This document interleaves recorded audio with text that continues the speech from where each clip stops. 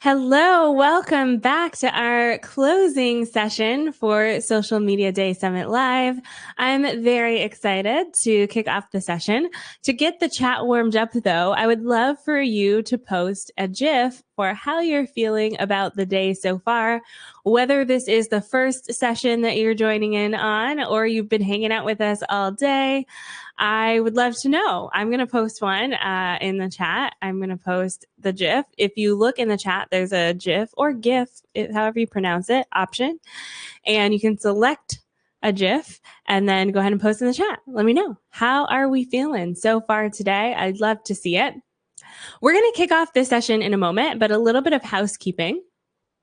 Make sure that y'all are using our Summit Chat. Summit Chat is brought to you by Styled Sock Society. The chat is where you're going to share your aha moments as you go through our sessions today.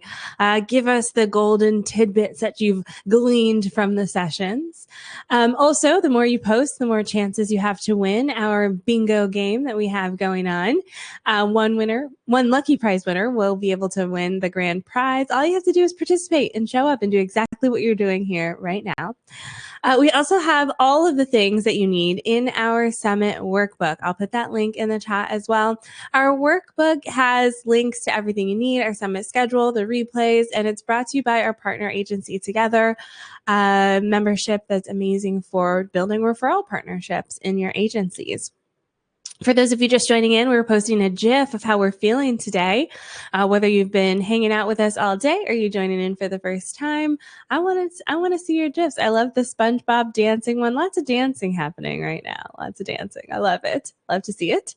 The Social Media Day Summit is brought to you by the Savvy Social School. Head on over to savvysocialschool.com to claim your 1-month free trial using SMD free, where we help you scroll less and connect more using social media. Summit's also brought to you by HoneyBook. They have a $25K grant going on right now where you're eligible to win a grant package to help you in your business. And we're also brought to you by BS Free Business. The amazing Maggie Patterson has gifted us one of my favorite things in our goodie bag right now, which is the Profitable Sales Bundle. Check that out for free. She has generously gifted us that. It's amazing. Like, if you don't take anything else away from the summit, get the free thing in the bundle. It's so good. All right. So I'm excited to introduce Tomisin Smith, the owner of 26 Digital. Tomisin, or Tomi, is a seasoned social media strategist with a decade of experience specializing in sustainable, long-term strategies for product-based businesses and memberships across various verticals like beauty and wellness and fashion. She emphasizes mindful social media usage, balancing business growth with healthy technology relationships, and offers a unique, holistic approach to building strong online presence. With that, Tomi, welcome. I'm going to hand it over to you. Hi everyone. Hi Andrea. I'm so happy to be here. I've been looking forward to this for a few weeks, and I'm so glad the day is here. Thank you to everyone for being here, for hanging with me, and I am going to start sharing my screen. In the course of the session, if you see me looking this way, it's because I'm trying to see the chat if I ask a question, majorly because I have two screens, but I also still want to be able to engage with you guys. I don't want to talk at you. I want us to converse. I want to know your thoughts, and it's going to be amazing. Awesome. So I will get started. Today, we are talking about mastering sustainable social media strategies for lasting impacts. I know that we have a mix of marketers and business owners here, and I know social media can be a lot. I mean, for me, I work in social and it's a lot. So today we're going to talk about how to get the best out of social while still maintaining our sanity, maintaining our mental health, because like I always say, it is social, it's not the ER.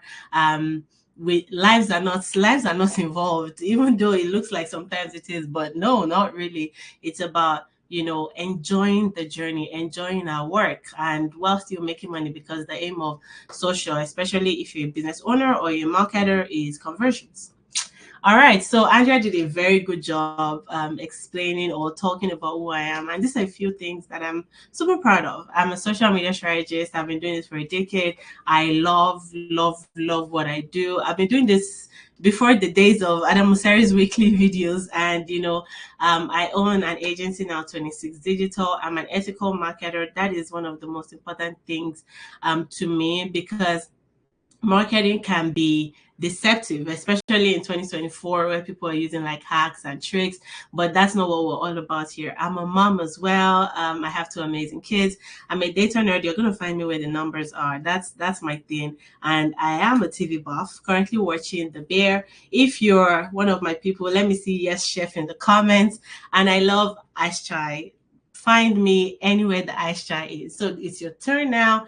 Let me know if you're watching The Bear. Let me know who you are, what you do, where you're from, and what you're looking forward to in the session. Again, this is a conversation, right? We're both, I'm saying my piece. I want to hear your thoughts as well, and I look forward to that. So what are we talking about, right? I like to set precedence so that you know what to expect. For me, maybe because I'm neurodivergent, I always prefer to know what is happening before I go on. So, oh, I see my people. Yes, chef. Hey, cousins. Nice to see y'all.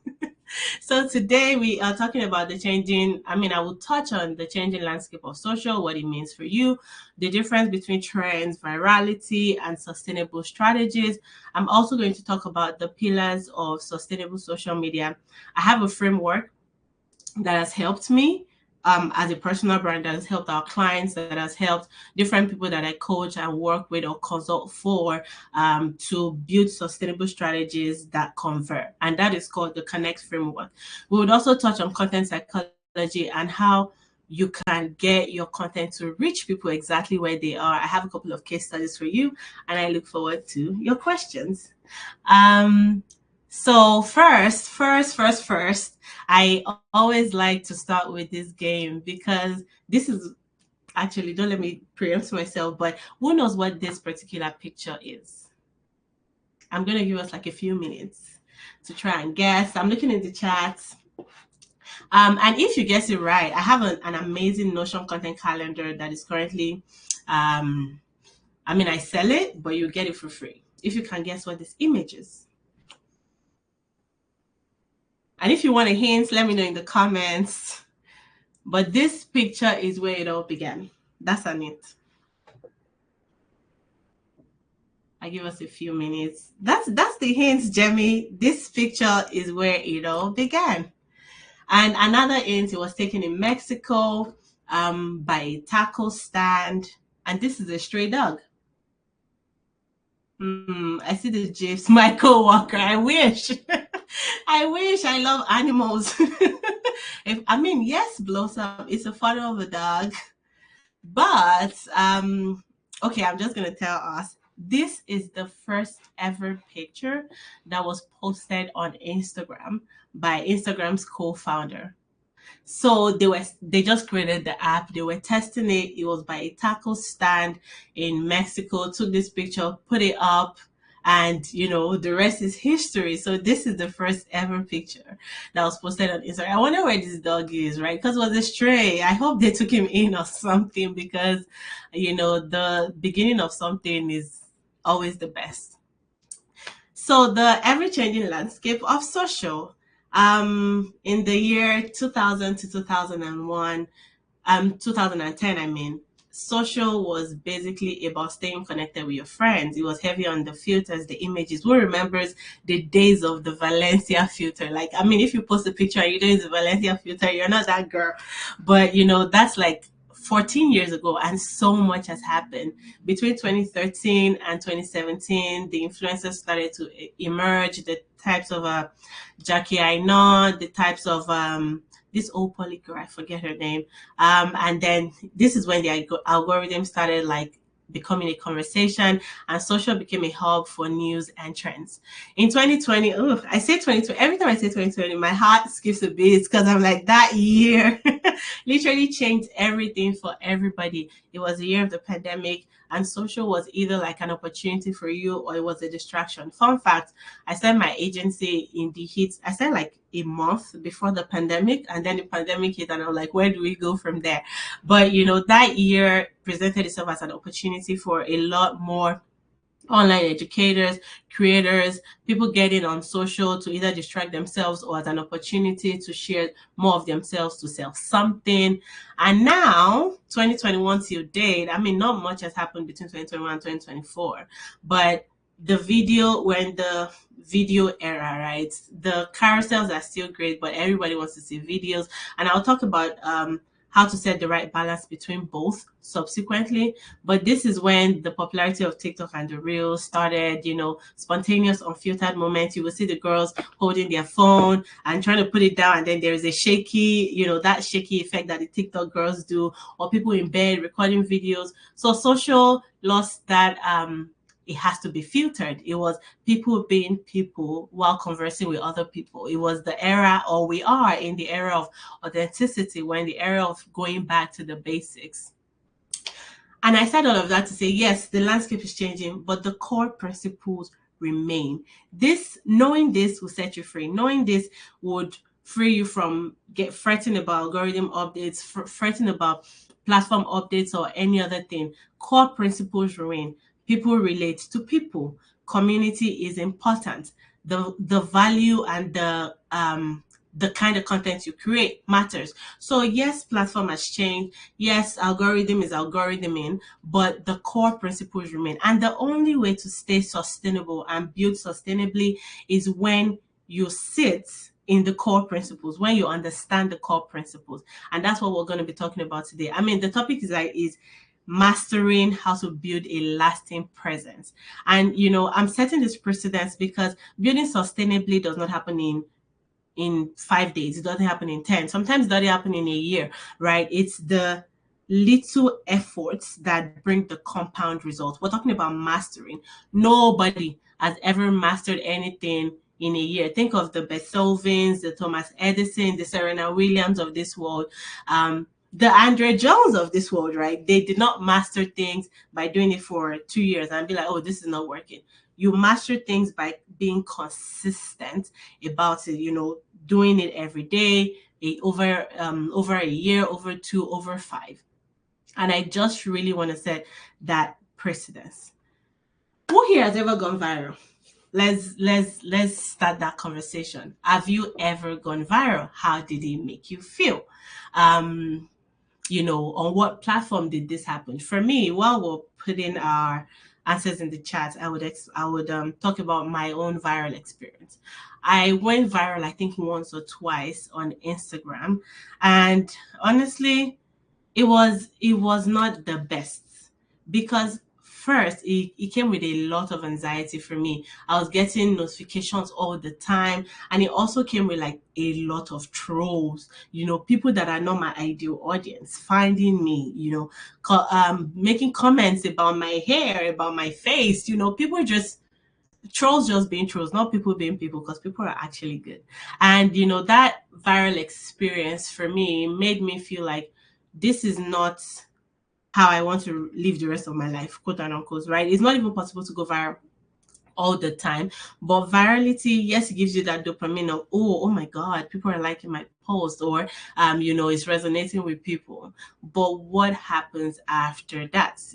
Half of the people I know that have gone viral, they did not have the best experience, because virality always comes with pressure, it comes with anxiety, it comes with trolls, which is definitely not something you want. So we're exploring the difference between building sustainably right now and focusing on only trends. Number one, virality is short term. The time frame is super short, is explosive, but sustainable strategies are long term. Your growth is steady. It's not like you're up today and then you're down tomorrow. That's not what sustainable means. It means growing gradually. The content focus for virality and trends is always is always trend driven. So let me use this trend audio. They say I'm gonna go viral. Let me do this type of video. They say it's gonna go viral. But building sustainably is evergreen. And I have samples that I'm gonna show you. It's value driven. People are at the forefront. You have a strategy. It's not only about, oh, I want to see the numbers. What numbers do you want to see? Right? Is it the likes? Is it the shares? Or is it the conversions and the conversations that you're actually having with people?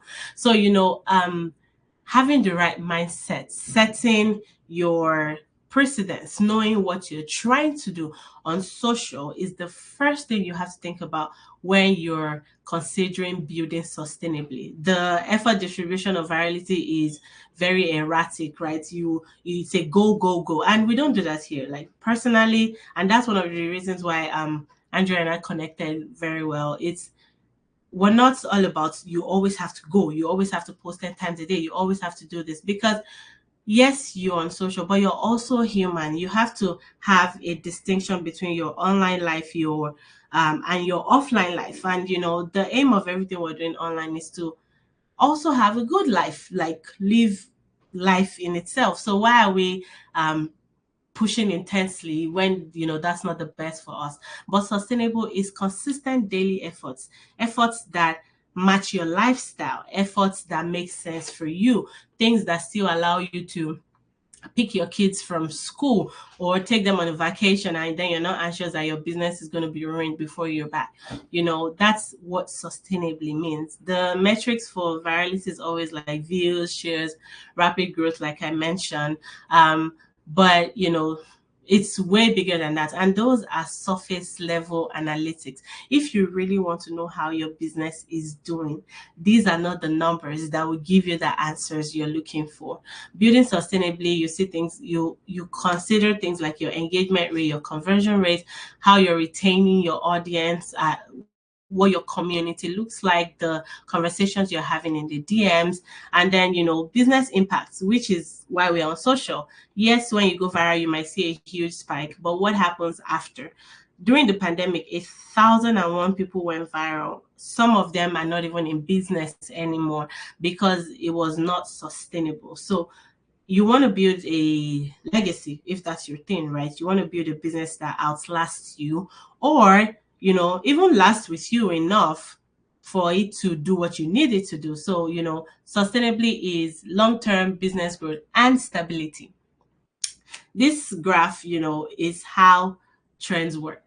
For example, I started posting in January. I opened a new account and I started putting things on February. Then I went viral in March.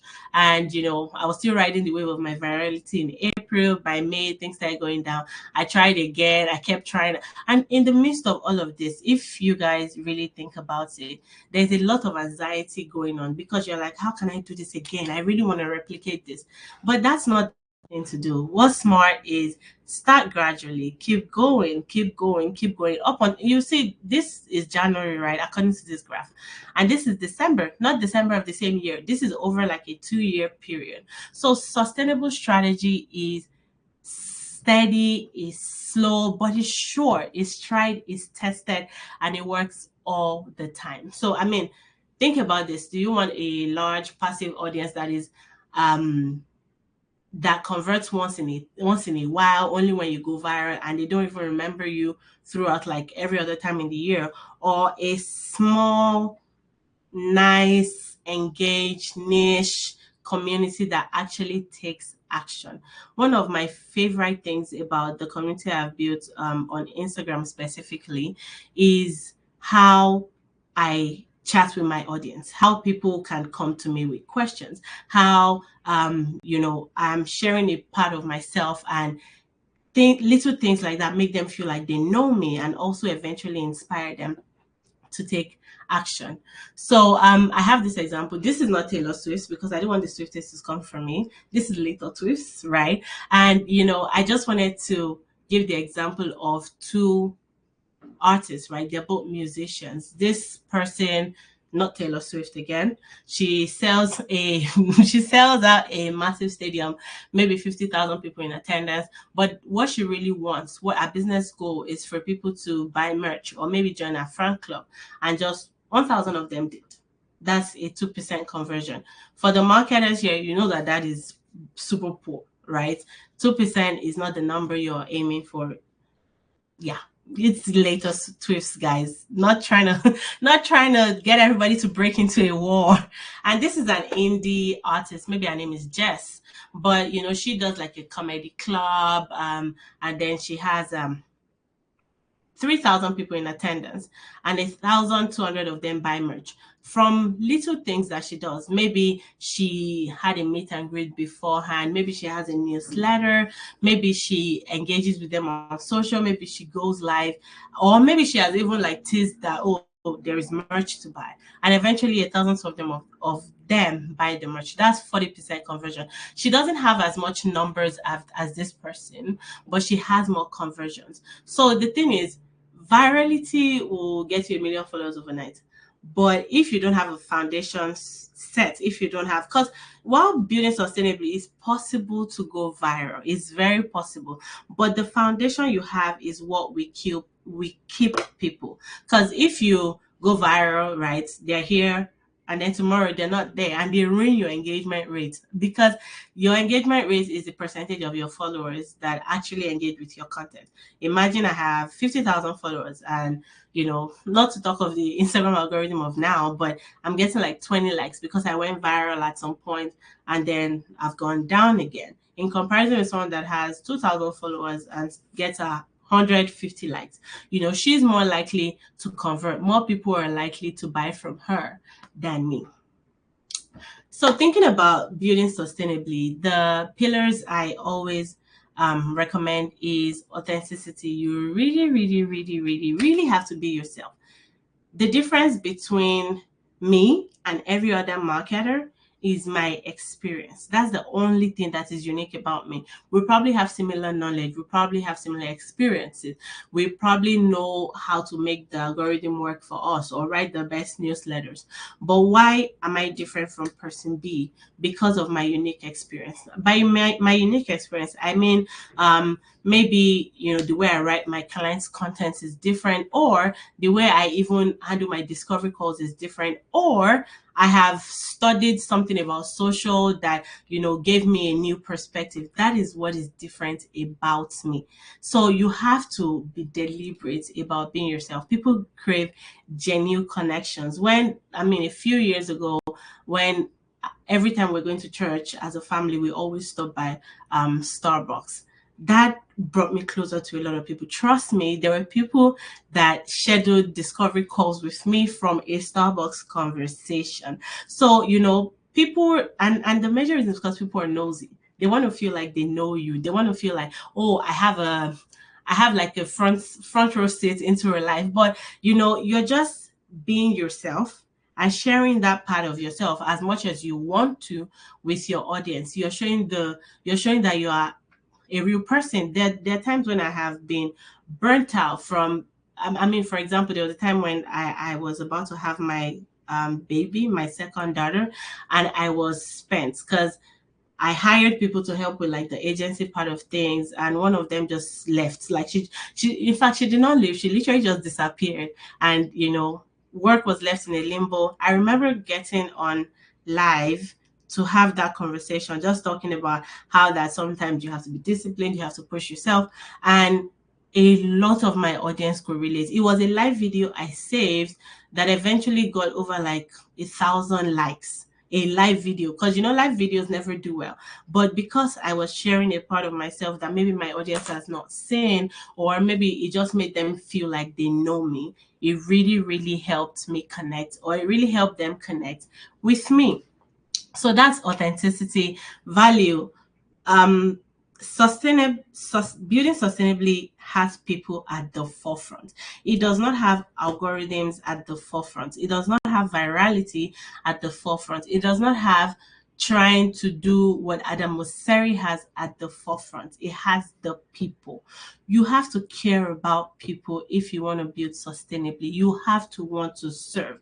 Because I say this all the time, when people are buying your product or your service and giving you their, I mean, a lot of us that live in like America and Canada, you know that the inflation is inflating, is really, really bad. So if people take out of their hard-earned money to buy your products, to buy your product or buy your service, is because they genuinely believe in you. And it's left to you not to let them down. It's left to you that your content or whatever you're putting out, it educates, it inspires, it entertains, and it's also right. It's not just something sensational because you're trying to drive views. Because one of my cores that I have written down as a brand and as a business owner is zero sensationalism. I am going to be deliberate about being honest with my audience. If the algorithm update is bad, I will tell them it's bad. If Instagram has a new announcement and it's not, and nothing is changing, I will let them know, because they love clickbaits like, oh, the algorithm is changing again. No, half the time people do that to be sensational. So think about what that means when it comes to your industry. People first, value, let that be your proposition. And again, that brings us to community. These people you supposedly care about, are you talking to them? Are you replying your comments? Are you celebrating with them? Are you posting and ghosting? Right? Because yes, that's and that's one of the things we're going to talk about. Is tempting that when you schedule posts, you just keep it moving. But one of the major reasons why we're here is also to build sustainable content habits. The best way to stick to your schedule, to build sustainably, to continue posting and creating content is, to have a routine and checklist. You also want to make sure that your space is where people feel heard and valued. I will put a caveat though, be that person that also has boundaries, because sometimes people just be, for lack of words, I would say people just, they try to push you. But understand what your boundary is on social. For me, my boundary is you're never going to see what any member of my family looks like or what my house looks like. But that's a main thing. It doesn't mean that's the best. It doesn't mean that's what I have to do. But, set what your own boundaries like. If someone is, taking you for granted or saying something you don't like, you give them 2 strikes, 3 strikes, and you block them, because it's your space. In the end, yes, we're putting people at the forefront. We care about people, but in the end, it is your space. Awesome. That's a lot, mouthful.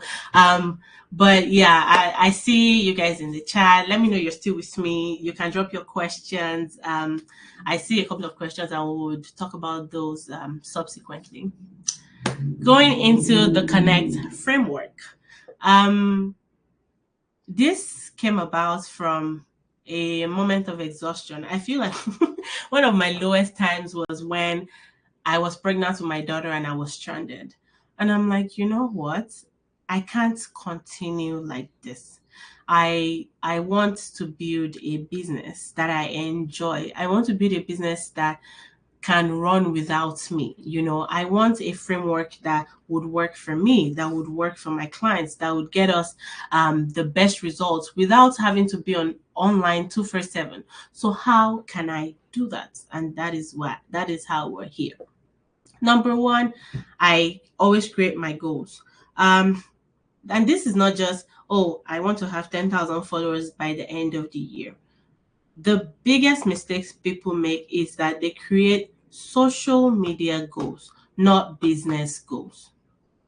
Let me be the first to tell you, your business is 10 times bigger than social media. If it's a dream you have, something that has been put in your heart, you are serving people, it is bigger than what is happening on Instagram, on YouTube, on Threads.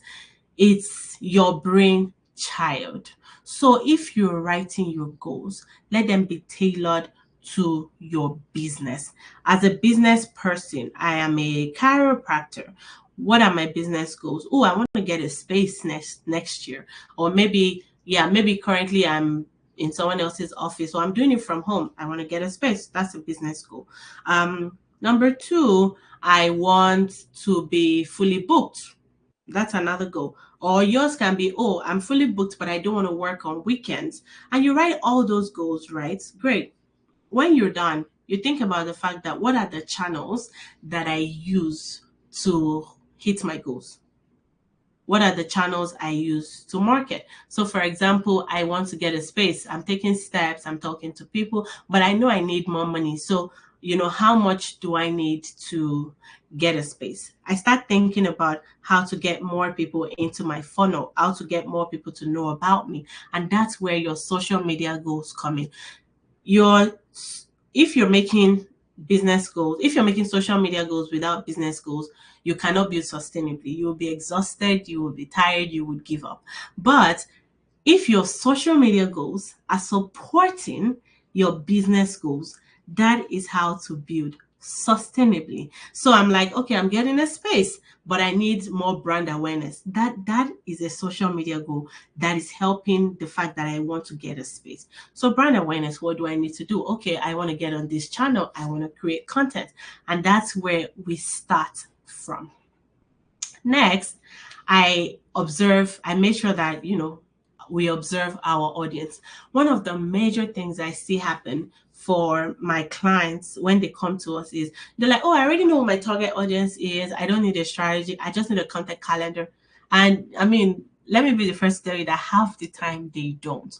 We now start having conversations with them. We send them a form to fill. We give them questionnaires.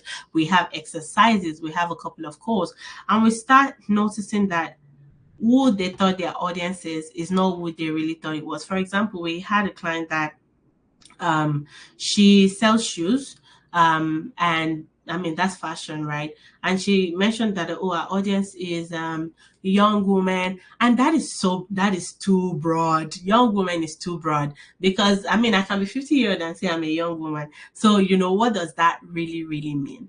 From conversations to her, we found out that one of the USP, or the major reason why our shoes is different from others, is that she positions comfort at the forefront. So we start thinking, and I'll talk more about audience demography and psychography, but we start thinking, who is that person that comfort is important to her while wearing high heels? And number one is me.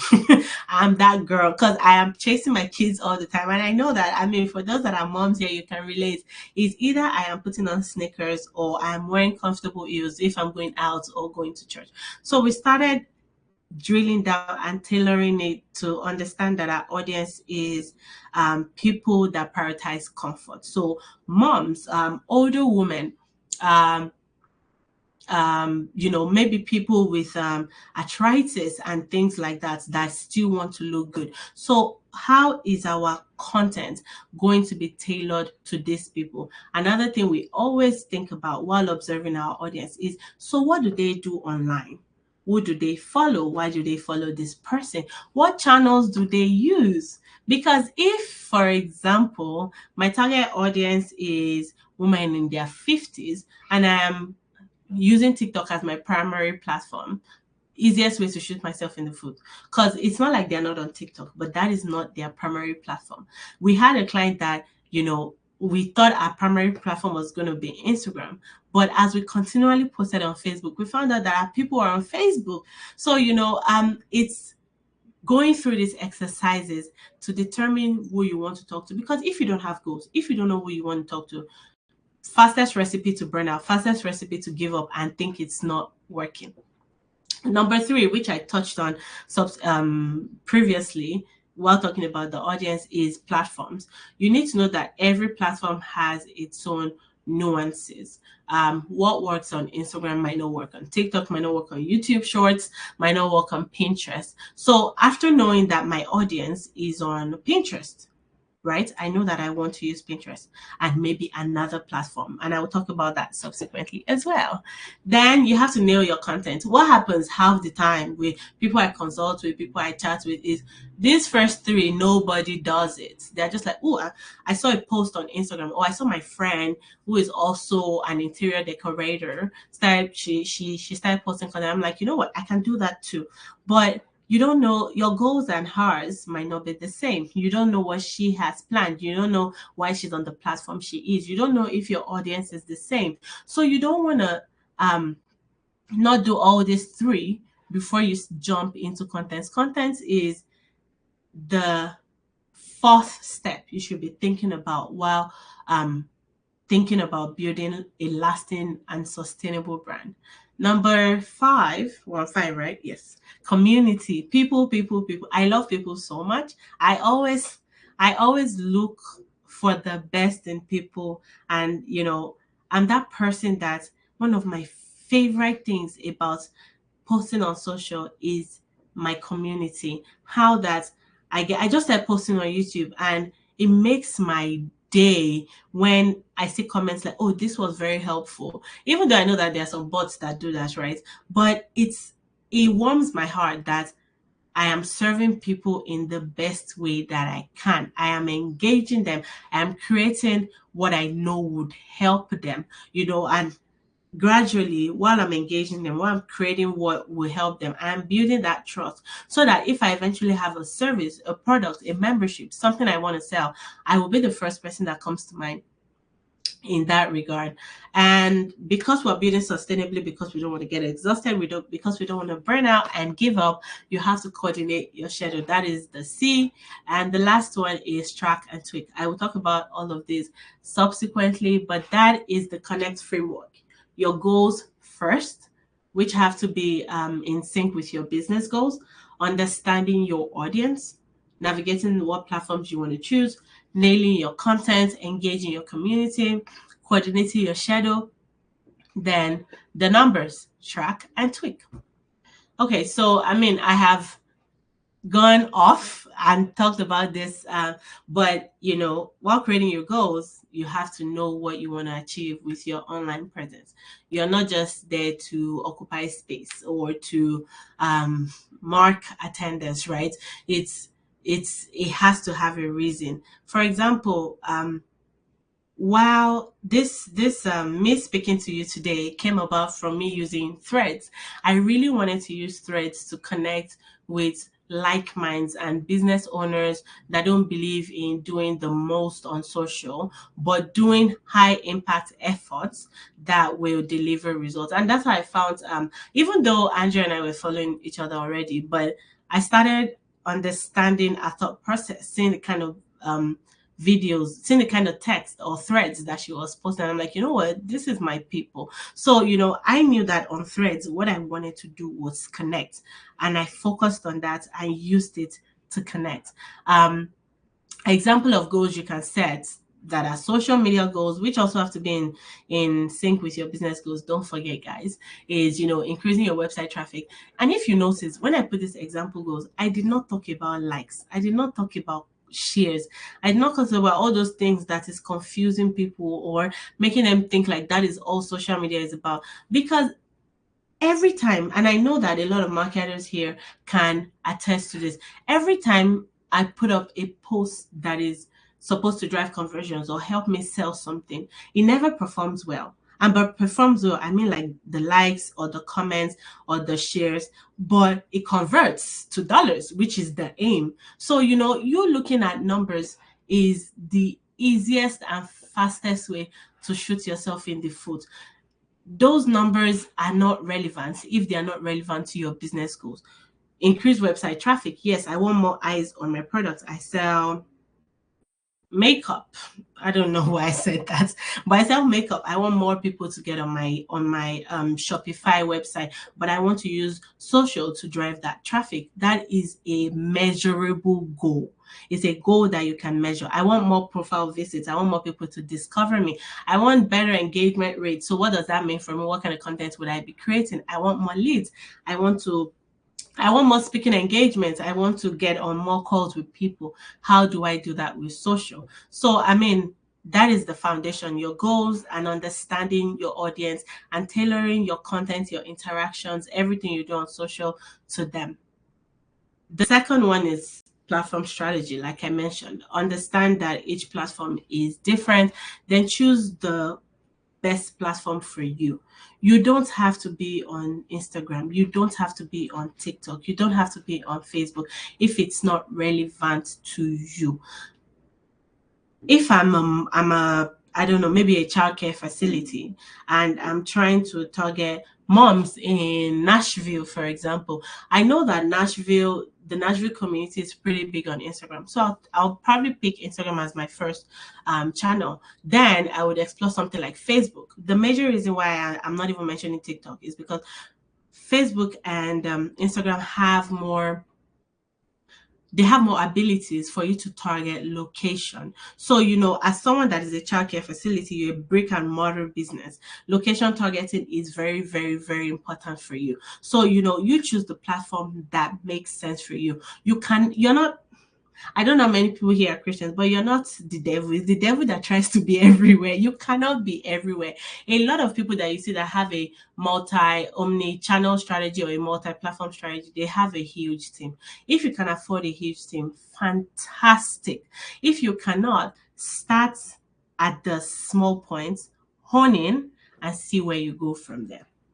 So focus on, in fact, I know I said 2 to 3 platforms, but I actually always say 2 for a start. Get in the flow, get in the rhythm before you start adding a new one if you think it's needed. And then you create platform specific strategies and ultimately tailor your content to that platform. For example, we know that LinkedIn, Threads, all those platforms, they are heavy on text, right?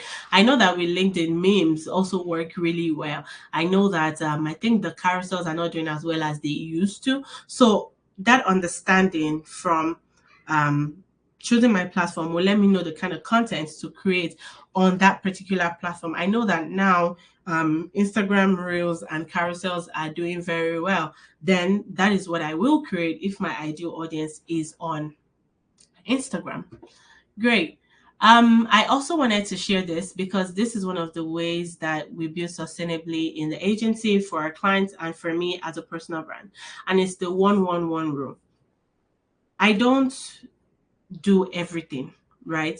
I do high quality efforts and I want to be good at it. I know that you can be a jack of all trades and that's fantastic, but you can't be a jack of all trades immediately. For me, I don't even know I don't know how to multitask, and I found out that multitasking is not even it's not like the best thing to do because you end up doing less. I saw so many studies. Crazy. Anyway, the sorry, Blossom, that distracted me. Don't be like the devil, don't be everywhere. But the 1-1-1 rule is every week, right? I create one long form content, which is YouTube for me now. For you, it can be a blog. For you, it can be a podcast. I do one short form content. That's for me, that's like a 30 seconds to 45-second video, a talking head. The cool thing about this is it can be a repurposed version of the long form content. And then I do a mini content. That mini content is like a vibes kind of content. So that's maybe a trend that I want to hop on that matches my brand values. I'm not just doing it because everybody is, or an audio I like to use, or a bureau video of me in my office working and I put my text on it. Maybe one of those things I have in mind, or I share like a thought leadership quote or something, that I've been thinking about that matches my industry. So that way, think about it like this. That way, in a week, you already have 3 pieces of content, which is fantastic. You don't have to post every day, especially on the social media platforms. 3 is a good place to start. And this is the 1-1-1 rule. 1 long form content, 1 short form content, 1 mini content, 3 pieces of content done. And it's already some of this can be repurposed. Like I mentioned, the short form can be a repurposed version of the long form. The mini form can be, a caption from the blog post of the long form content you created. But that way you're already set for the week and how you have a schedule going. After, you already know what you're doing, you have goals. Nailing your content is important, and you cannot nail your content without a content strategy. I know that my industry so strategy, the word strategy around everywhere, but it's not that deep. Your strategy is a plan. That's it. And that's what I tell people every time I coach people on creating strategies or share strategies with our clients. It is a plan. It's a roadmap. It's a how. This is where we are going. This is how we will get there. That's all your strategy is. It's going to highlight the the platform you're using, like we mentioned, the content you're creating, where you're creating this content for, and how you want to get it in front of them. You also have to think about your pillars, your formats, which we've spoken about, your themes, your topics. Are you using blog posts, infographics, social media, podcasts? And I did this. I have a sample of how to get your content strategy going and understanding your audience. So this is Liz, stock photo. Don't know who this woman is, but she is an interior designer and organizer. Liz understands, and I put this sample here specifically because I wanted you to know the importance of understanding your audience's demography and psychography, and I also wanted to touch on content pillars. For Liz, she knows that our ideal audience is 20 to 39. I would actually even say 25, because when you're 20, you probably don't have, even if you have your own apartment, you don't have the disposable income to to design or hire someone to help you organize. So I'll say like 25 to 39. You're making the mid-range to high, and you have disposable income for design projects. What are the values of Liz's ideal audience? Creativity, self-expression, pushing boundaries. How does she determine this? Because Liz knows that she is not a minimalist interior decorator. She's someone who likes the colors. As you can see, they're like, I don't even know, man. They're like 15 colors on this graphic in itself. So Liz, as a person, likes colorful spaces, and she works with clients like that. A client that would like a colorful space will probably be a creative, will probably be someone that likes to express themselves, will probably be someone that pushes boundaries, will probably be someone that doesn't believe that two colors don't go together. So she's not talking to the almond moms. I think that's a TikTok stereotype. The almond moms with the Lululemons and the aloe socks. Those are not our people. Our people is the artist, the social media manager that wants to be happy in a space. Our people is the maybe the mom that uses this, that has like a space for her to express herself, and she wants Liz to help her decorate that room.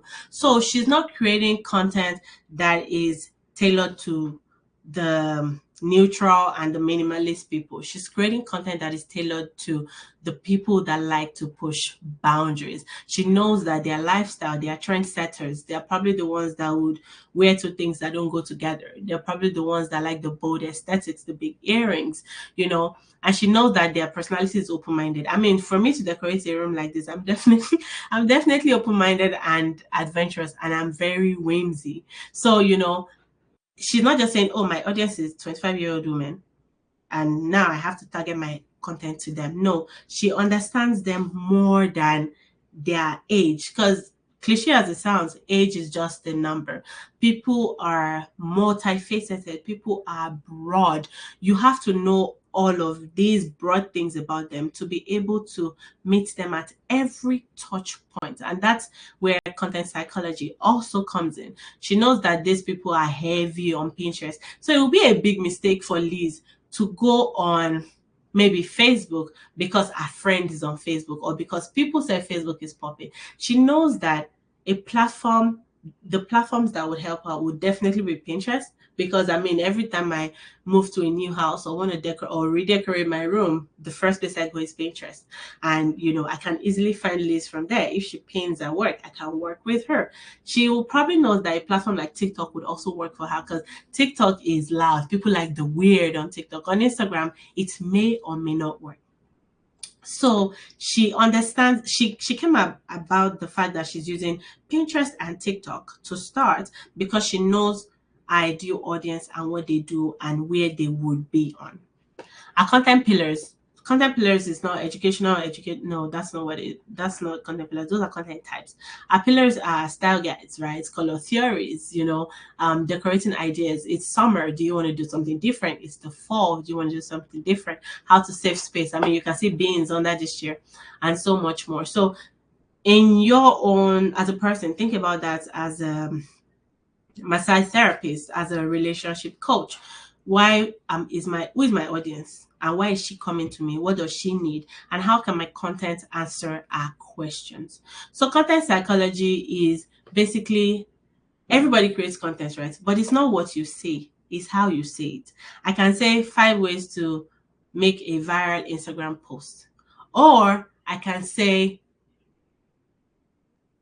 how to go viral on, or no, 5 ways to make a carousel. Or I can say, did you know carousels show up twice? And then give them the tips. So it's where those two people are saying the same thing, but one is much more inviting. The psychology of content is that cognitive processing. That means it has to be relevant information. It has to look good. You know, it's, I always say it's a carousel, not a novel, because people like to stack carousels with so much content that it has to look good, it has to be clear, the colors, the contrast, everything needs to work.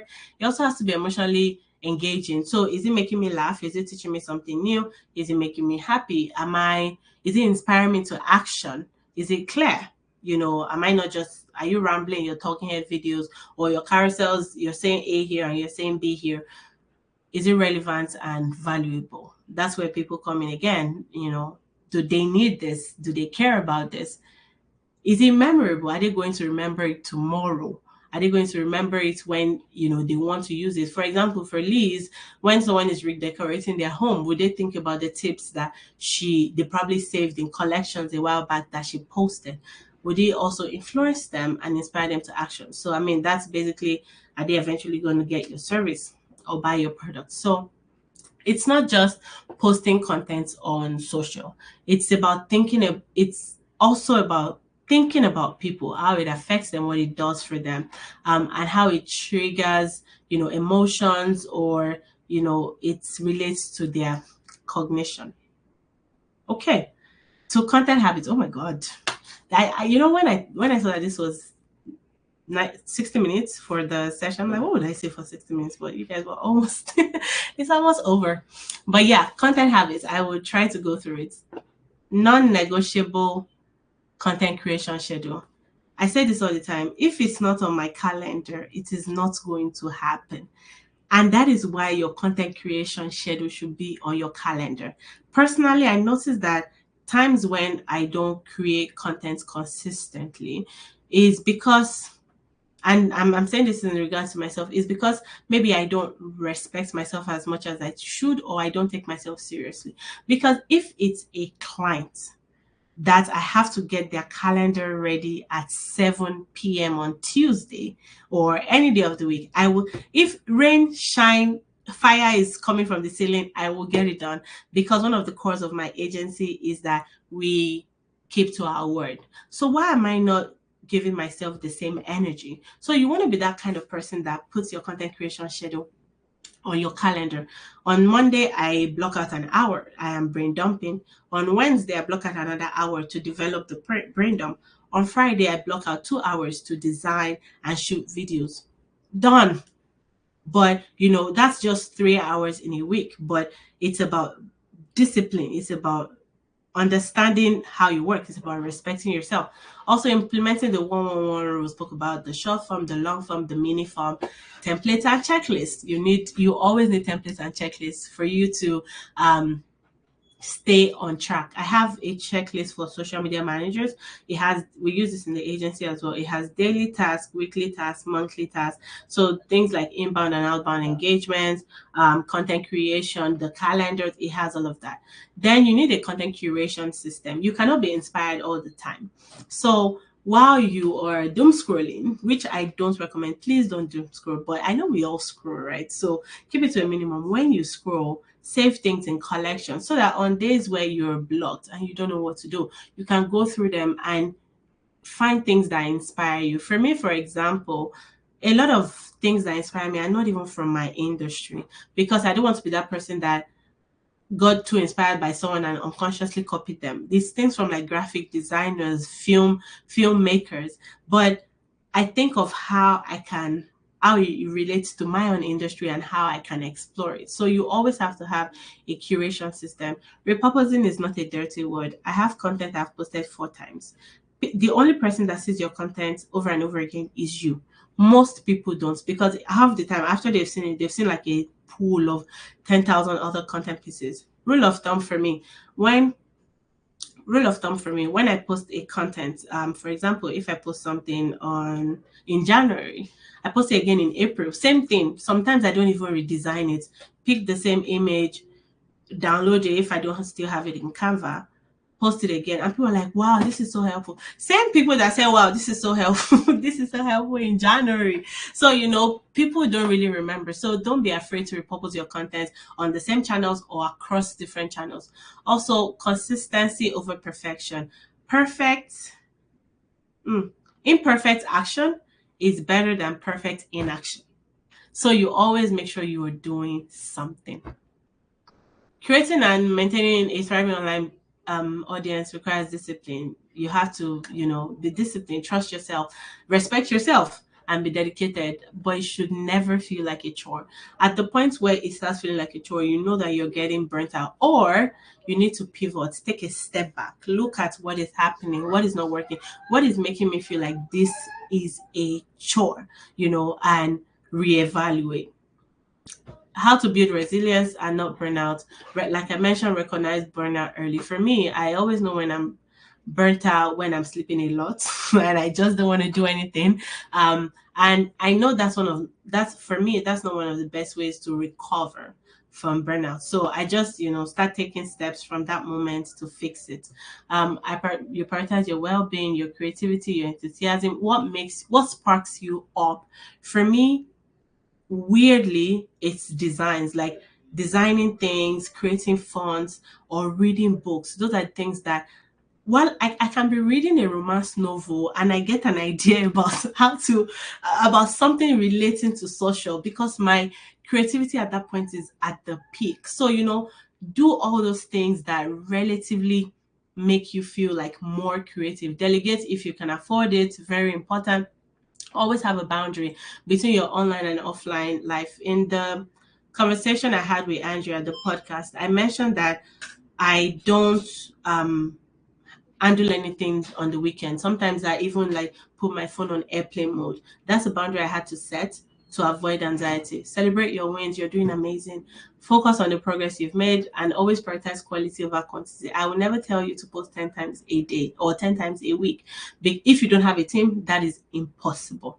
So, think of the high impact effort, the quality content you can create to stay consistent. Consistency does not mean every day. Consistency means sticking to a frequency. If your frequency is 2 times a week, do that. If it's 3 times, do that. If it's 4, do that as well. So, to consistently or consciously build engagement with your audience and not just reach, you have to be deliberate about cultivating your community. Like I mentioned, I think I touched on this, set boundaries with them, be relatable, explore tools. A lot of us use ManyChat now, so we're not always online responding to people when they need something. Have a posting schedule that is consistent, but also be responsible with communication. If your audience asks you a question, let them know. Reply them if they want to know something and it's within your reach. Share with them. Outbound, you need more people. Meet new people. This thread is great, fantastic for outbound, because it brings people you follow and the ones you don't on your feed, and that's one of the best ways to find like minds. Strategically connect with people. Your mom as well. I'd like to be your friend. You're a business owner. I want to know what you're doing, and I also want to collaborate with you. Whew. Andrea, can I go on? I have, I think, 3 more slides, and I know I'm at time. I just want to check. Yes, no, keep going, keep going. You're good. Okay, thank you. Okay, so the last T of the Connect framework is the last T is, I think it's something that has to do with analytics. I will say track, yes, track and tweak. A lot of business owners don't go through the analytics, or when they do, what they look at is, oh, how many views did I get, or how many comments? But those are not the numbers that would affect your business. Let data drive you, but don't be obsessed with it. Don't lose your focus because you had a post that did not do well. Let data guide your strategy. One of the things I always mention, and something I know a lot of people miss out, is stories, Instagram stories analytics. If, for example, you put a post up and you notice that it has a lot of tapbacks, which is a metric on Instagram story, what I always tell people, what that means is that the post you put up just before that was super interesting to people. So if, for example, that was you sharing something, or you showing behind the scenes of you working from your desk, that tells you something. If I have a product or service I eventually want to sell, maybe I should explore this type of content type. So all numbers are leading to my business goals, are leading to my conversions. I'm focusing on real engagement, not just vanity metrics, not just I got 100,000 views. And you also want to look for like trends and patterns in your data. Have I noticed? For me, I noticed that when I take a break during the weekend on stories, because I do a lot during the weekend. So I'm always tempted to, oh, I brought you at this place, let me put it up. But in the bid to disconnect, I started taking time off stories during the weekend. So I don't post from, I posted today because I have this, but I don't post from on Saturdays and Sundays. And I noticed that every time I don't do that and I come back on Monday, my stories view is like triple. So that is a trend and a pattern I noticed in my data, for example, and I'm agile enough to pivot. I'm agile enough to say that, okay, this is not working. How can I fix it? Also, test experiments. I say this all the time. I experiment with my content all the time. Maybe because I can't sit still, but I enjoy it and I learn a lot from it. I learn a lot about my audience, content consumption. I learn a lot about the type of content they like. So for this, I test content variation. Sometimes I do reels, sometimes I do carousels, and then I see, and sometimes I do the same topic in reels and carousels and see, which does better. Half the time is the carousel. I also explore posting times, but I only do that for YouTube. For Instagram, I don't really think your posting time matters. Just post when you're awake and when you can engage and when you can reply. Because I mean, when you put something up and someone DMs you and you reply that DM, the first post they will see on the page when they get back to the feed is yours. So it's, in the end, it's still about people. It's not about, oh, Instagram said we should post at 7 a.m. every day. I don't believe in that. YouTube, I'm still exploring, so I don't have enough data. But you want to be deliberate about testing, experimenting, and run campaigns before. Why people get exhausted and don't build sustainably is sometimes they think, or maybe you put out a product or a service, a consultation call, for example, and it didn't do well. And you're like, oh, what am I doing wrong? But did you test it? Did you do like a beta with some people? Did you ask? That's why I love Shantae of Sugar Punch. I think she was just here a while back.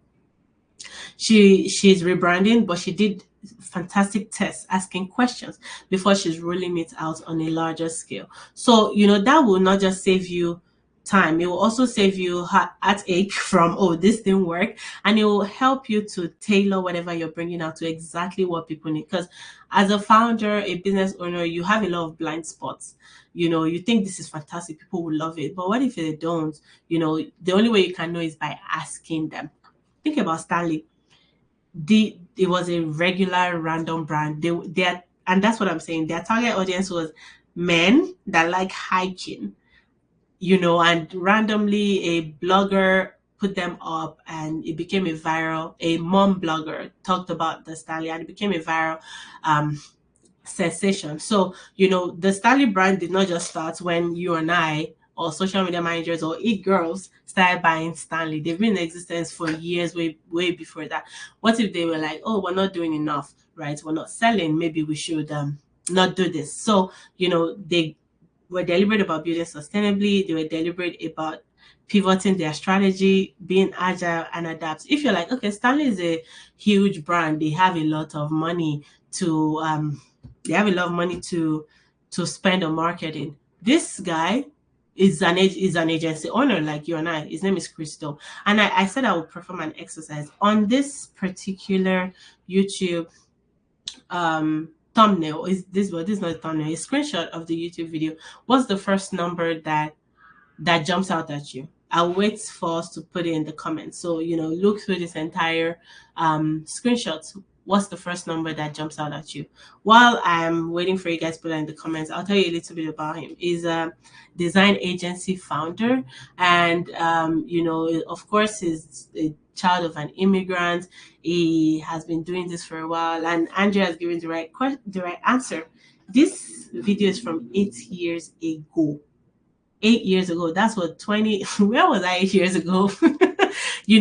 But he has been doing this for 8 years. Literally, when he started this 8 years ago, I'm sure it was like me and probably had 100 subscribers, but now he has 2.53 because it was deliberate about building sustainably. It did not give up. It was consistent. When he started posting, I went down the rabbit hole and did like research for you. When he started posting, it was posting I think once per week.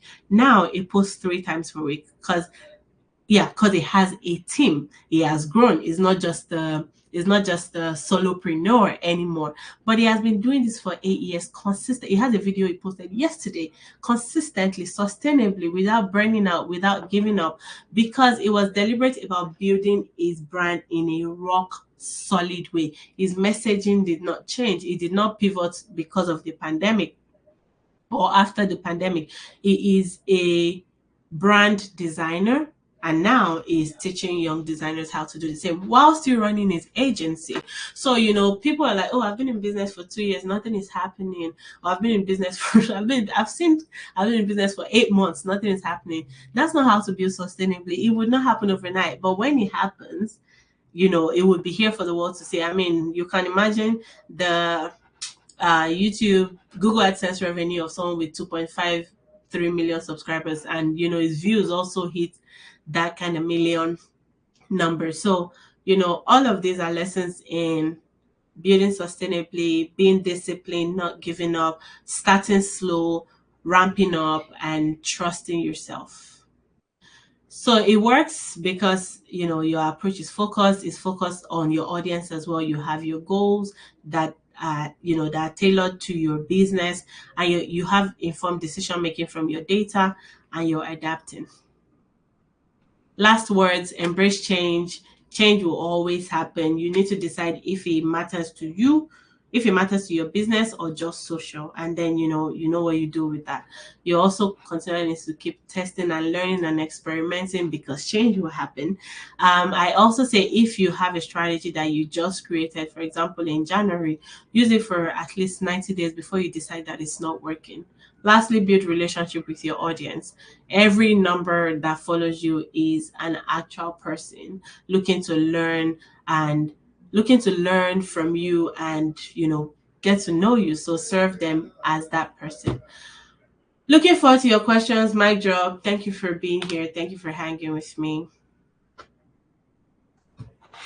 Hello. Oh my gosh. Amazing session. We have a bunch of questions that I'm going to go through in the chat, but round of applause for Tomi. Thank you so much for sharing your amazing gems. Everything you were doing, I was nodding along like, yes, of course. We have the same brain, apparently. All right, so I'm going to go through some questions. I flagged some for the Q&A, but those of you who have some additional questions, please go ahead and drop them in the chat right now, as we'll go through these together. All right, so first question, how do you share without oversharing? I saw this question and I really smiled, because I get this question all the time. The only way to share without oversharing is boundaries. I mean, I wish I had a more profound answer, but only you knows when you're sharing too much or when you're sharing little. For example, in so many ways, at least up until this year, when I have been put in so many directions, my audience really feels like they know me. Right? I have people sending me things they find in the wild because I spoke about it. But that's because I make them feel like that. I have set a boundary that there are some things I will not share. And that's where you want to start from. What are the things I'm comfortable with? What are the things I'm not comfortable with? Don't ever be the person that's like, okay, I want to do what I'm not comfortable with for likes or to get people to get to know me, because that's not authentic. Let's even start from there, because you're losing a piece of yourself for numbers or for other people. So you have to set boundaries. What am I open to sharing? Am I open to sharing my office space? Am I open to sharing spaces in my house? What do I want to talk about? And honestly, I always recommend you keep it surface level, because especially if you're a personal brand and someone like me that I'm a social media strategist, right? I'm not like a mom coach. Or I had someone DM me a while back say, oh, why do you never post your kids? I said, because you did not follow me because I'm a mommy influencer. You cannot expect me to put, my kids on a page where I'm talking about Instagram strategy. Apart from boundaries, it just does not make sense. So it's left to you to decide the kind of boundaries you want to set, the precedents you want to set, the conversations you're open to having. And sometimes, when you put things up that you want to share, there are days when I'm like, you know what, this is not a conversation. I just wanted to share this. And then when you start having a conversation about it, I already set that boundary. And I can always tell you, yeah, I'm not doing this. So you're in charge. In summary, you're in charge. You decide what you want to share and what you consider oversharing. 100% agree. I love that. I do want to also add too, sometimes you don't know where the boundary is until the line has been crossed. Mhm. So sometimes it may feel uncomfortable, and then, listen to yourself and hear that discomfort and figure out if that's a hard line or, anything else. Okay. Next question. For people who are social media managers, but also have a full-time job, is it beneficial to make content about this, or is that shooting you in the foot? I would say that's a fantastic perspective, because a lot of people that are already like social media managers or people I follow, maybe I'm speaking from my small sect, they are full-time business owners, they are agency owners, but there might be people who want to have both, but they don't have someone to look up to, or they don't have someone who has a story that is similar to them. So I don't see it as you shooting yourself in the foot, especially if you're not sharing proprietary information from your 9 to 5, or you're not talking about the clients in your 9 to 5, right? You're talking about you're talking about how you balance both, you're talking about how you enjoy doing both. How you're not the kind of person that wants to have an agency, but you like doing this on the side. That's a fresh perspective that almost does not exist. So I don't see it as you shooting yourself in the foot. I see it as you sharing your unique story and share your unique story and bringing your audience on a journey with you. That's the thing about social. That is storytelling. Storytelling as a person, especially as a personal brand, is telling your story. That easy. Your story is the fact that you have a 9 to 5 and you're a business owner. So that's personally, I think you should do it. I would be very excited to see pages like that, because I'm a little spent from seeing all of us agency owners everywhere or solopreneurs. Let's see someone that is doing both. Let's hear from them. What does that look like on the dark side and on the light side? So yes, definitely, for sure. I love it. Thank you. Next question. What's your recommendation to build a sustainable reporting and approval workflow process? This in itself is a masterclass, because for me as an agency owner, before we got our processes to where it is, it took years of learning and unlearning and relearning. So for reporting, for me, because I'm an agency owner, we have members of our team that their role is reporting. But if you are a solopreneur or you're a one-man business, I always recommend first set an expectation with your clients that, oh, they're not going to get reporting at the end of the month, or they won't get it until like the first or the second week. First, that gives you a buffer to get the right numbers, and also you work alone, right? You don't want to be overwhelmed with creating content for the new month and also reporting. So first, you have to set that precedence. Everybody knows what is happening. Then you have to use the different tools that you use. Disclaimer, as an agency, we don't use any of the third-party tools for reporting, because none of them has been as robust enough as we would like. And I think because we do like UTM tracking, we just use like Bitly and Google Analytics. But if you have tools that work for you or make it easier for you to get screenshots, use them. Later is a great one. We used to use Cloud Campaign as well. Loved it for the time being. So you have to know that, okay, I'm doing reporting in the first week of the month. What am I reporting? What are the numbers? And whatever numbers you're reporting have to be tailored to the goals that you guys have set in the beginning of working together, which also, you know, goes into your client's business goals. Every report that we send to our clients, we don't just put the screenshots and put the numbers. Clients will not appreciate that because they're not you. They don't know what these numbers relatively mean. But if I'm putting a screenshot of, oh, we had more profile visits, that means more people discovered us, even if they did not follow.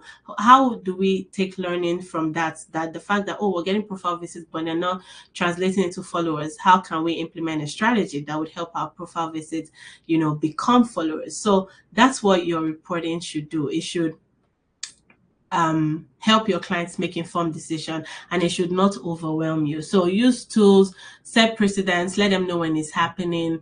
And for approval workflow process, I have found out that a lot of the reasons why processes don't work is communication.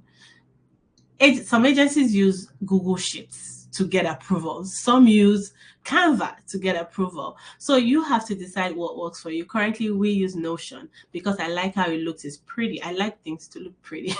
And it works for us and our clients, and it's affordable. So we have, and if you're someone that a social media manager that works with clients, all of this information, how you send reporting, when you send reporting, how you send calendars, how you want approvals, should be in like the first communication, like a handbook, so that everybody knows what to expect, right? Because like I said, miscommunication is one of the things that happens when it comes to a workflow that works. So for us, we set calendars on Monday, for example, but because we've told clients how our approval works, they know that they have 48 to 72 hours to review it. In that same Notion, they review it. They can take it as approved. They can drop notes. They can drop comments, But that way, we have a seamless process. And clients are not saying, oh, don't post this instead. Because, number one, they trust us. And number two, they know that whatever content we're creating is aligned with the strategy we both created or the strategy we had presented to them. So, that's one of the best ways for a streamlined, super cool, super easy, working well workflow. You have to have good communication. You have to have good, your process has to make sense, and you have to use the tools that you would like to use. Thank you. Okay, next question. For generating 30 leads a month, as an example, how do you create a realistic goal for a client who doesn't typically get leads from social media, which is why they hired you? What qualifies as a lead on social media? I would say, for example, if the client is a business coach, a lead is someone that gets into their DMs and talks about their service or asks about their service. That is a lead, even if the person, and that's your job. And I feel like a lot of social media managers mix this up, like, okay, so I am getting the people to come on the page, I am pushing brand awareness, but they are not scheduling calls. That might not be your fault. That might be the fact that maybe the website is not responsive, or maybe there's not enough information for people to make an informed decision. Your own metric, if you're generating leads, is DM conversations, the ones you can flag, and link clicks. If the link in the bio is something that schedules them to a call or their website or something, those are your own metrics. You cannot, tie people's hands or put their hands on their back and, oh, you have to schedule a call with my client if the client is not doing their own job of making sure that every other thing is good enough for people to schedule a call. So I would say leads are people that click your link, at least scroll on the website, those that eventually schedule a call if as applicable to your business coach, and those that get into your DMs to inquire about your product and your service. That means your content is working. If they don't convert, that's not necessarily on you, because your own role is to get them in the funnel. Yeah, I mean, it depends if you're the holistic agency that does the web design and stuff. Of course, now everything is on you. But social is top of the funnel. You're getting them in the funnel. Whatever happens eventually may or may not be your fault. So Beautiful. Thank you. We did get a question about your slides as well. Can I share them after? Okay, absolutely, I have the link, so I will too. download them and share them.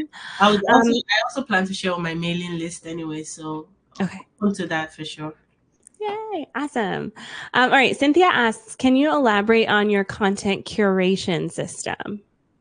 So for me, and I would use myself as an example, every time I put my kids to bed, because the way their room works, there's a bunk, and then I lay on the floor for like 30 minutes to put them both to bed before I, start my night. So what I do between that 30 minutes is curate content. I scroll through social. Honestly, that's what I do. But I don't scroll. And you know how the algorithm work, right? If I'm a social media manager, on my explore will be a lot of social media managers contents if that's what I have engaged with in the past. So I have like a personal account that I use to seek out inspiration. So if that's like me looking at Vogue's new photo shoot, or me looking at what graphic designers are doing and watching videos that will inspire me, that's how I curate content. And I will give the example of like graphic designers. There's this lady I really like. I forget her handle now, but she's a graphic designer and she creates content on social. And she inspires me all the time. If I see a post from her, 5 places to find graphic design inspiration. Okay, maybe I can do a 5 places to find social media templates or email, because I also do email marketing or email design inspiration. So she's not in my set. She's not talking about the algorithm. She's not talking about content creation. She's talking about our own thing, but I'm thinking of how I can apply it to myself. So when I see content like that, I just save it.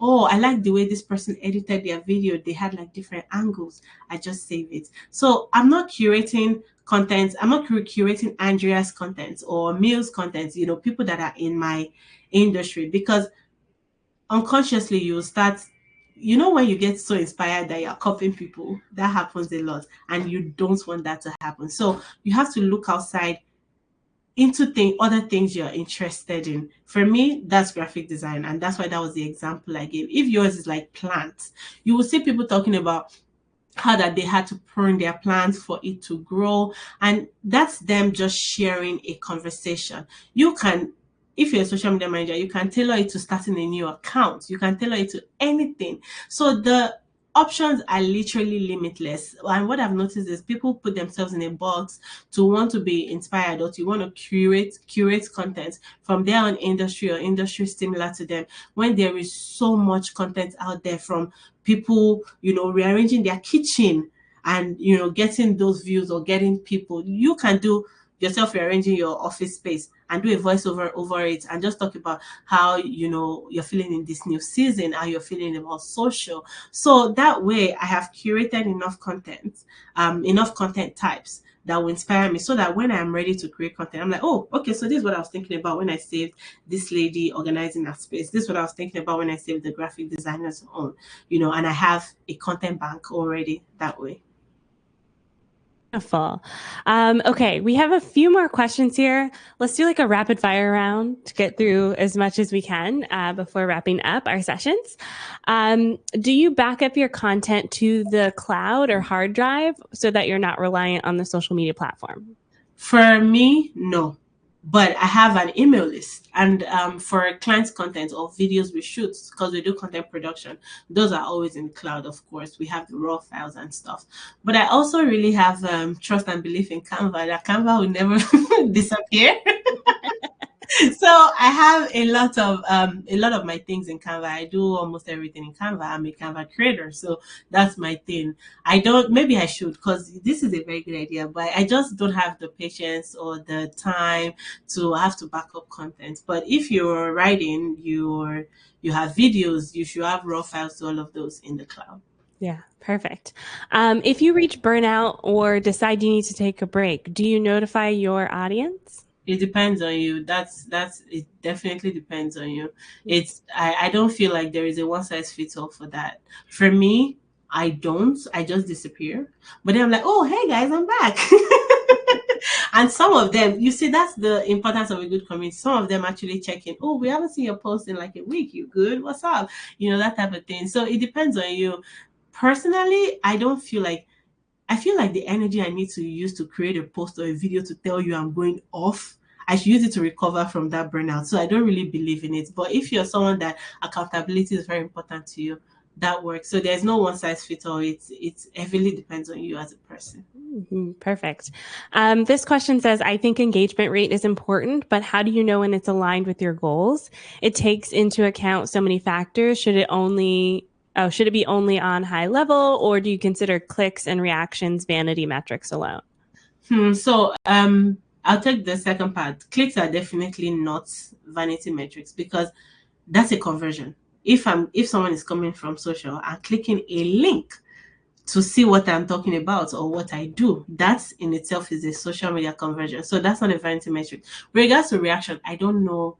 Or maybe with stories. No, that definitely a vanity metric. Definitely a vanity metric because what's that double tapping? What does it do for you? But I will say that the more likes, I've noticed that the more likes my story gets, the more views the algorithm pushes it to like more people. So it's a vanity metric because it doesn't do anything. A click is not. With regards to engagement rate, how do you know when it's aligned to your goals? So if, for example, my goal is I'm launching a podcast in December, and between June and December I want to build community. My engagement rate is important for me to know if I'm actually building community or not. So your goal is what will let you know if engagement rate is even a metric you should be tracking, even though it's great because at the forefront of every business is people, right? But you now have to think about the nitty gritty goal. Is it because I'm about to launch something and I really need to, nurture people, get them into my sequence, get them into my funnel, make sure like they are dropping comments, they're engaging with me, or at this phase of my business is the most important thing to make community, to converse with my people because I want to hop on a call with them or because I want to send them to my YouTube channel. So in the end, it's whatever goal you're trying to achieve, your engagement rate is important because engagement rate is one of the metrics that is about people talking back to you or engaging with you. Beautiful. Okay, next question. Sierra Nicole did some serious research on the Stanley Cup and wrote a highly informative LinkedIn post. And then many marketing professionals started reposting her content without attribution, pretending they had written it. How do you ensure that people don't use your content and pretend it's theirs? Tayo Ajibade, please, when you find out, I would like to know because I don't. For me, I've had people take my carousels word for word. In fact, one lady, she took my reel. I put text on the reel. She took it, made a carousel from it. It got like 10,000 likes, and even mine had like maybe 500. There's literally nothing I could do because the platform does not have that kind of structure, or they don't reward, even though they said now they'll start rewarding originality. But I see people getting reels bonuses from being a curation page. So I honestly don't know how to ensure that people don't use your content because people will always be people.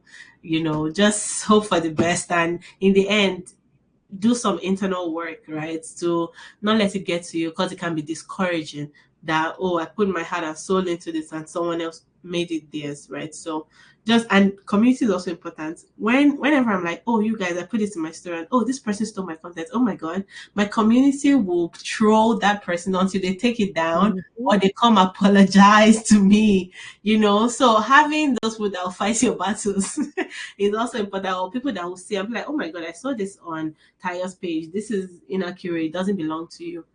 But apart from that, there's not much you can do for real. Yeah, agreed. Okay, we had a couple of other questions come in. I just going to encourage you all to pop those in our SMG chat, sponsored by Style Stock Society, and we can answer those in the chat space as we are at time today. But thank you again, Tommy, for an amazing session. I love it. I love it. Yeah. Reminder to grab your workbook, everyone. Workbook is brought to you by Agency Together. It has all of the links to the workshops. The recordings will be live immediately after all of our sessions. There will be the audio recordings in the private podcast, so check that out. Shout out to our sponsor. Savvy Social School is giving 1 free month to the school using code SMD3. BS Free Business by Maggie Patterson is here, and Maggie has an amazing bundle, the profitable sales bundle in the goodie bag. Definitely check that out, as well as Honeybook's 25K grant. That's also linked in the goodie bag. I will be emailing you all of those details in a few minutes later today, so you have them in your inbox as well. And of course, let's keep this conversation going. You have lifetime access to everything we talked about here in the summit. And so it's yours to keep forever, so you can revisit it at any time. Thanks again, everyone, for joining us today. I'll see you in the chat in the meantime. Bye. Everyone.